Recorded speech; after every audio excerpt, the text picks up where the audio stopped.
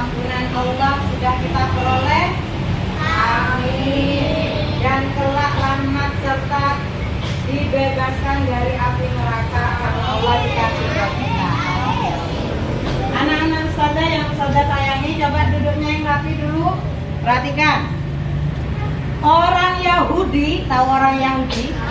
Yang sekarang ada ya. Orang Yahudi itu mengutamakan anak-anak mereka kayak kalian ini. Orang Yahudi kalau sholat, anaknya ditaruh di depan. Kalau sholat, anak-anaknya kayak Kasar, kayak Nizam, ditaruh di depan. Sholat dia, tapi sholatnya bukan seperti kita. Kenapa? Karena menurut keyakinan mereka, anak ini bisa mendatangkan banyak hal buat orang tua. Dengan dia minta kepada Tuhan mereka, anak yang tidak berdosa ini mampu mendatangkan banyak hal buat rezekinya, buat kesuksesannya, buat usahanya, buat semua. Tapi kalau dalam agama kita, agama Islam, agama kita apa? Agama Islam, anak itu Allah tempatkan di tempat yang luar biasa. Apalagi dia puasa, sudah dosanya masih kecil. Tidak seperti yang sudah besar-besar, dosanya besar. Anak yang masih kecil itu bahkan tidak punya dosa, tapi dia berlatih puasa, dia menahan diri dari haus, menahan diri tidak makan, tidak ngegame, tidak pakai waktunya buat mercon, waktunya dipakai buat ngaji, buat tadarus, buat tahfidz. Anak kecil ini akan mendatangkan banyak keberkahan buat semua, bukan hanya orang tuanya, bukan hanya saudaranya, tapi masyarakatnya. Gara-gara anak yang taat ibadah sama Allah. Mau enggak kalian seperti itu? Enggak perlu lagi sholat anaknya ditaruh di depan ketika minta sama Allah. Nih ya Allah, kata orang Yahudi, anak saya yang kecil ini tidak berdosa, datangkanlah banyak keberkahan. Tidak usah seperti itu. Kita umat Islam itu cukup jadi anak yang soleh, jadi anak yang baik, taat ibadah, banyak nurut sama orang tua. Insya Allah Allah datangkan keberkahan buat semua. Apalagi kalian yang lagi puasa. Maka yang tidak puasa ini, kemarin ada yang ngacung, siapa yang tidak puasa? Saya Ustazah. Sudah gitu ngacungnya pakai tangan kiri. Harus latihan puasa. Oke. Ya, jadi kalian bangga jadi anak kecil? Harus bangga, apalagi kita bisa beribadah mendekatkan diri kepada Allah di bulan Ramadan. Anak-anak saudara yang saudara cintai, perhatikan ini penting tema kita pada kesempatan kali ini. Dengerin ya, Rafa. Syekh Mutawalli Sya'rawi mengatakan, dengerin, tidak usah dihafal namanya, tidak apa-apa. Seorang syekh besar yang diakui di belahan Arab Saudi, Mesir, Yaman, diakui kesohorannya. Beliau adalah keturunan Rasulullah Shallallahu Alaihi Wasallam, mengatakan seperti ini: ketika kamu sholat, nunduk khusyuk, tidak noleh-noleh, tak nepak kancana, tidak senggol-senggol, kamu dapat pahala puasa, pahala zakat, pahala haji. Apa tidak mau?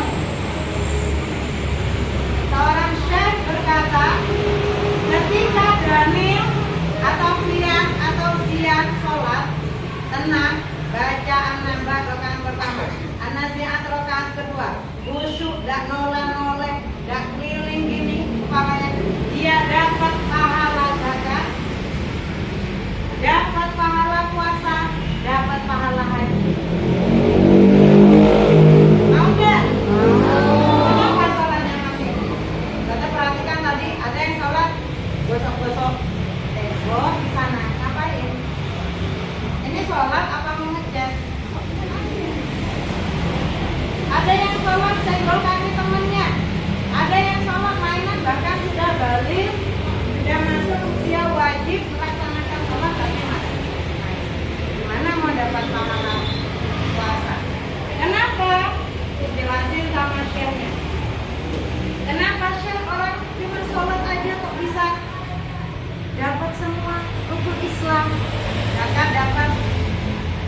dia dapat pahalanya haji bahkan enggak. Kata Syekh Munawi dengerin.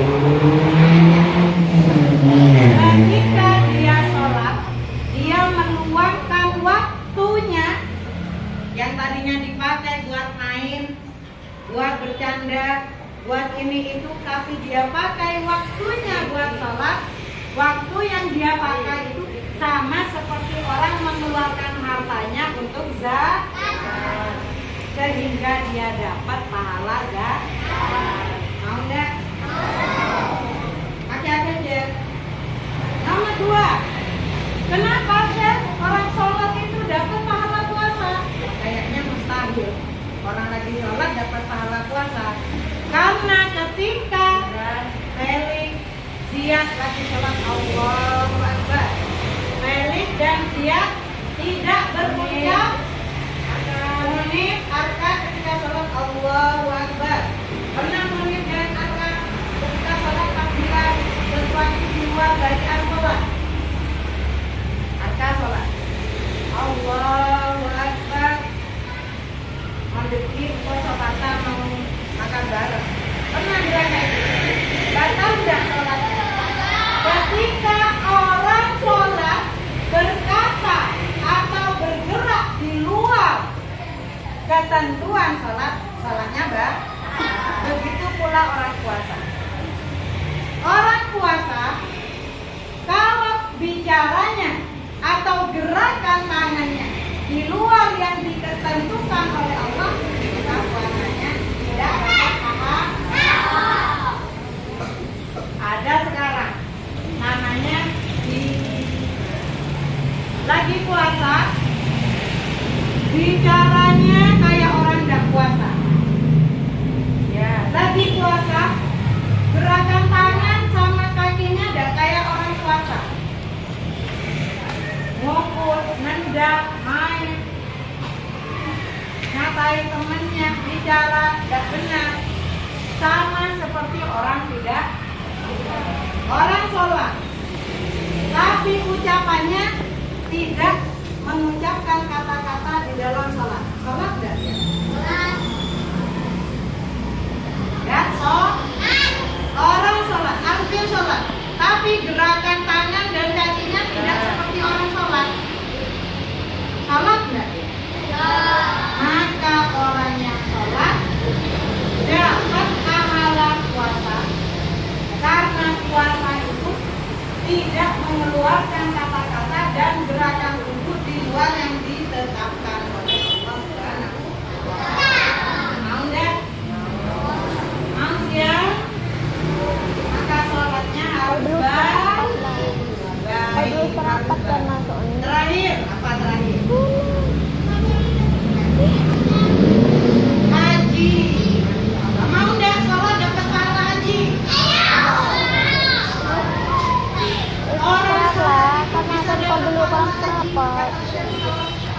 Kenapa? Karena dia ngadepnya kemana? Ke kiblat. Menghadap ke kiblat, khusyuk, ikhlas menyembah Allah Subhanahu wa Ta'ala. Betul-betul karena kita ingin beribadah kepada Allah. Bedanya kita, dengerin ya, dengerin ini seperti terakhir sebagai masuk. Bedanya kita agama Islam dengan agama selain Islam, kalau kita itu ibadah dan doa. Kalau kita itu Islam apa? Ibadah sama. Kalau mereka itu cuma doa, tidak mau beribadah. Artinya apa? Ibadah itu tunduk, sujud, benar-benar menyembah Allah.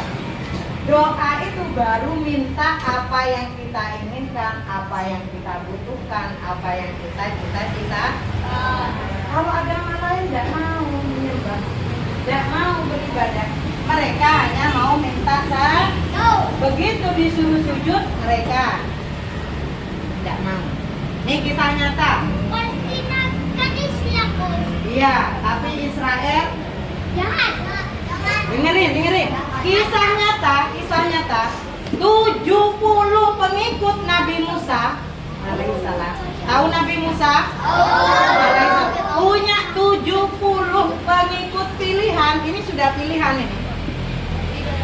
Sudah dipilih, diseleksi oleh Nabi Musa. Sekian puluh ribu orang diambil. Yang paling baik berapa? Ikut ke Gunung Tursina. Ikut kemana? Gunung Sinai yang ada di perbatasan Palestina Mesir itu. Begitu nyampe ke Gunung Sinai, Nabi Musa disuruh berdiri, pengikutnya disuruh apa? Tapi mereka tidak mau. Karena mereka pada mau sujud, tidak mau menyembah, mereka hanya mau minta saja, hanya mau doa, tidak mau Akhirnya sama Allah, apa yang terjadi? Tahu ceritanya? Gunungnya diangkat. Gunung Sinai yang luar biasa besar itu, kalau musim salju banyak salju, diangkat sama Allah. Mau ditimbun ke atas kepalanya 70 pengikut Nabi Musa yang sudah pilihan itu. Kenapa? Karena mereka tidak mau. Akhirnya sujud mereka gimana? Akhirnya mereka terpaksa menyembah Allah. Sujudnya tuh gini nih.